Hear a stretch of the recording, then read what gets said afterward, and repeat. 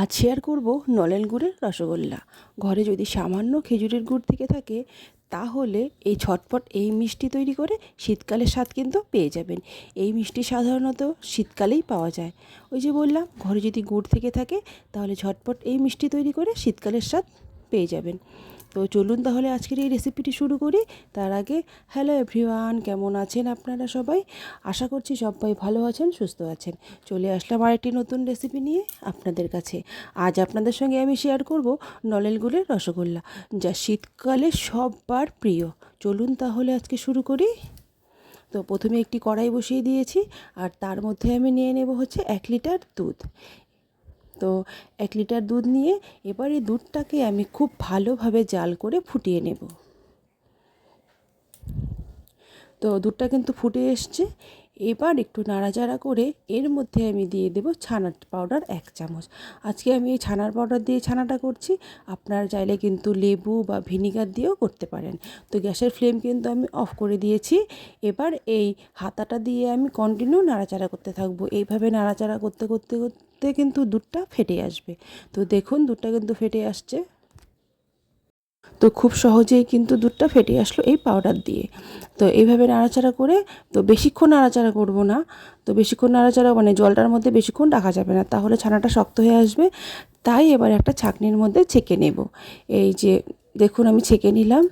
তো এটাকে একটু ঠান্ডা জল দিয়ে ধুয়ে নেব।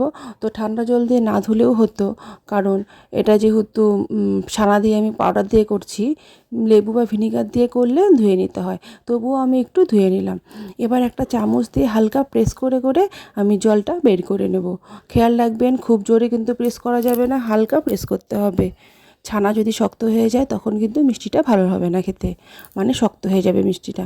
তো এইভাবে হালকা প্রেস করে করে আমি জলটা ঝরিয়ে নিলাম, আর কিছুক্ষণ আমি এইভাবে রেখে দেবো, যে এক্সট্রা কোনো জল থাকলে যাতে পড়ে যায়। তো কিছুক্ষণ আমি এইভাবে রেখে দিয়েছিলাম, জল কিন্তু যা ছিল ঝরে গেছে। এবার আমি এটাকে একটা থালার মধ্যে নামিয়ে নেব। তো থালার মধ্যে আমি নামিয়ে নিলাম। এবার একটু হাত দিয়ে প্রথমে দলাটাকে ভেঙে নেব। দলাটা ভেঙে নিয়ে তারপর পুরো ছানাটাকে, মানে ছানাটা যেহেতু একটু দলা দলা, তাই পুরো ছানাটাকে খুব ভালোভাবে এভাবে হাতে আগে একটু গুঁড়ো গুঁড়ো করে নেব। তারপর হাতের তালু দিয়ে ম্যাশ করব। এভাবে আমি পুরো গুঁড়ো করে নিলাম। এবার হাতের তালু দিয়ে খুব ভালোভাবে ম্যাশ করে নেব। ছানাটাকে কিন্তু এইভাবে 5 থেকে 7 মিনিট ম্যাশ করলেই হয়ে যাবে, আর বেশিক্ষণ করা যাবে না, তাহলে ছানা শক্ত হয়ে যাবে। এইভাবে ম্যাশ করে নেব। ছানাটা কিন্তু পুরো একদম ক্রিমের মতন হয়ে যাবে এইভাবে ম্যাশ করতে করতে। আপনারা নিজেরাই যখন করবেন বুঝতে পারবেন। আর বেশি ম্যাশ করলে কি হবে, ছানাটার মধ্যে যে ফ্যাট আছে সেটা বেরিয়ে যাবে, আর তখন মিষ্টিটা খেতে ভালো লাগবে না। যখন মাখাটা পুরো হয়ে যাবে তখন কিন্তু ছানাটা থালার থেকে আপনা আপনি উঠে আসবে, জাস্ট ঘোরালেই। তো আমার কিন্তু এখানে মাখাটা হয়ে গেছে। এবার আমি এর মধ্যে নিয়ে নেব 1 চামচ ময়দা। খুব বেশি নেওয়া যাবে না, তাহলে মিষ্টিটা শক্ত হয়ে যাবে। তো 1 চামচ ময়দা নিলাম। এটাকে এবার খুব ভালোভাবে ময়দাটাকে ছানার মধ্যে মিশিয়ে নেব। তো মিশিয়ে নিয়েছি, ভালোভাবে কিন্তু মেশানো হয়ে গেছে আমার। তো দেখেই বুঝতে পারছেন কতটা সুন্দর লাগছে এখনই দেখতে ছানা মাখাটা। এটার থেকে কিন্তু আমি পুরো 11টার মতো লেচি কেটে নিয়েছি। এবার আমি হাতের তালুতে এইভাবে নিয়ে গোল করে নেব। এইভাবে তালুতে নিয়ে জাস্ট একটু ঘোরালেই কিন্তু সুন্দর গোল হয়ে যাবে। আর যদি কোনো ক্র্যাক থাকে তাহলে বুঝবেন মাখাটা ভালো হয়নি। পুনরায় আবার মেখে নিতে হবে, পুনরায় আবার একটু মেখে নেবেন, দেখবেন তখন পারফেক্ট হয়ে যাবে। তো সবগুলো বল কিন্তু আমি এইভাবেই তৈরি করে নেব। তৈরি করে নিলাম।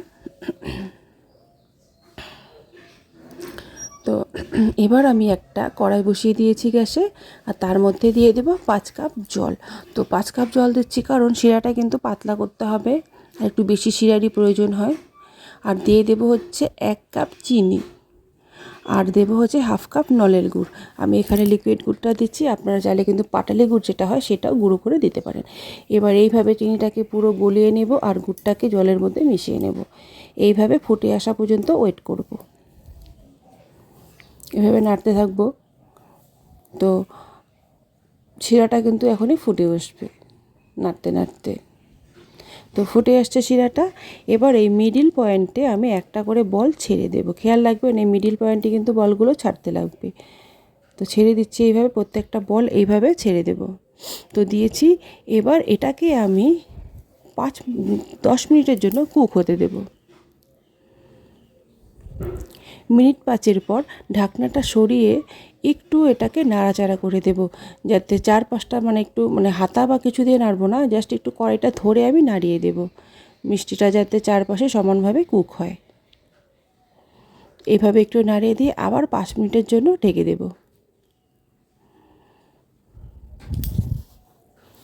ঢেকে দিলাম 5 মিনিটের জন্য। আবার 5 মিনিট পর আবার ঢাকনা সরিয়ে দেখে নেন। আমি মোট কিন্তু 10 মিনিট কুক করেছি। দেখুন কতটা বড় হয়ে গেছে, একদম দোকানের মতো পারফেক্ট খেজুরের গুড়ের মিষ্টি তৈরি হয়েছে। এবার এটাকে 2 ঘন্টার জন্য এইভাবে ঢেকে রেখে দিয়েছিলাম। 2 ঘন্টা পর আমি দেখাচ্ছি, দেখুন কতটা সুন্দর লাগছে দেখতে, একদম দোকানের মতো পারফেক্ট মিষ্টি হয়েছে।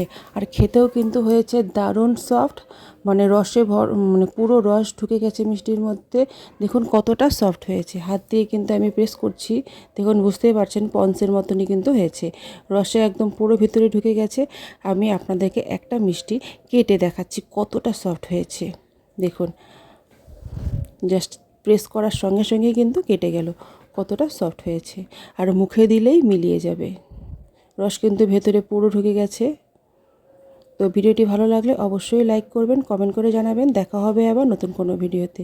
ভালো থাকবেন।